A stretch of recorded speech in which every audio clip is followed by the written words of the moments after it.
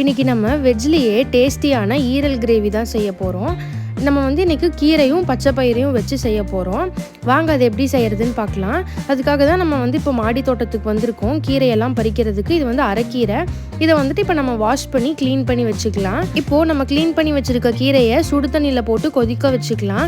ஒரு பாத்திரத்தில் தண்ணி ஊற்றிட்டு தண்ணி சூடானதும் கீரை எல்லாத்தையும் உள்ளே போட்டுட்டு நல்லா ஒரு 5 to 10 மினிட்ஸ் அளவுக்கு பாயில் ஆக விடுங்க.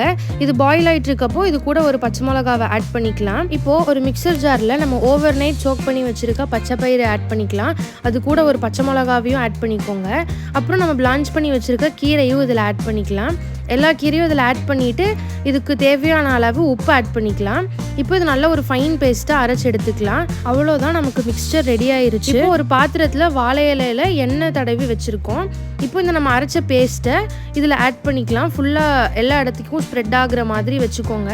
இதை இப்போ நம்ம இட்லி பாத்திரத்தில் வச்சு வேக வைக்க போகிறோம். இது கிட்டத்தட்ட எனக்கு ஒரு 20 to 25 மினிட்ஸ் ஆச்சு இது வேகிறதுக்கு. இப்போது இதுக்கு நம்ம கிரேவி ரெடி பண்ணிடலாம். அதுக்கு ஒரு பாத்திரத்தில் எண்ணெய் ஊற்றிட்டு பட்டை, கிராம்பு, ஏலக்காய், கொஞ்சம் சோம்பு ஆட் பண்ணிக்கோங்க. அதுக்கப்புறம் வெங்காயமும் கருவேப்பிலையும் ஆட் பண்ணிட்டு நல்லா தாளிச்சு விட்டுக்கோங்க. இது கூடவே ஒரு பழுத்த தக்காளி ஆட் பண்ணிக்கோங்க. ஆட் பண்ணிட்டு இதுக்கு தேவையான அளவு உப்பு ஆட் பண்ணிக்கோங்க. ஆட் பண்ணிட்டு நல்லா மிக்ஸ் பண்ணி விட்டுக்கோங்க. ஒரு 2 மினிட்ஸ்க்கு அப்புறம் இதுக்கு தேவையான அளவு இஞ்சி பூண்டு விழுது ஆட் பண்ணிக்கோங்க. நான் ஒரு 2 ஸ்பூன் ஆட் பண்ணுறேன்.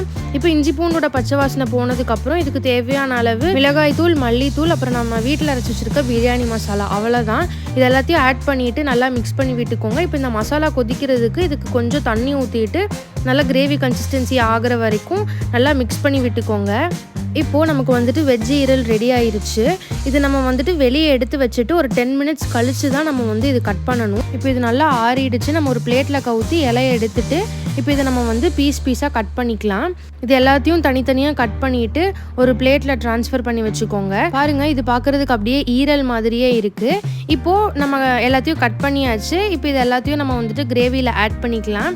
எல்லாத்தையும் ஆட் பண்ணிவிட்டு நல்லா மிக்ஸ் பண்ணி விட்டுக்கோங்க. அந்த மசாலா அந்த வெஜ் ஈரலை நல்லா கோட் ஆகுற மாதிரி மிக்ஸ் பண்ணிவிட்டு இதுக்கு தேவையான அளவு தண்ணி ஊற்றிட்டு ஒரு 5 to 7 மினிட்ஸ் இது நல்லா கொதிச்சுதுன்னா நமக்கு வெஜ் ஈரல் கிரேவி ரெடி ஆயிரும்.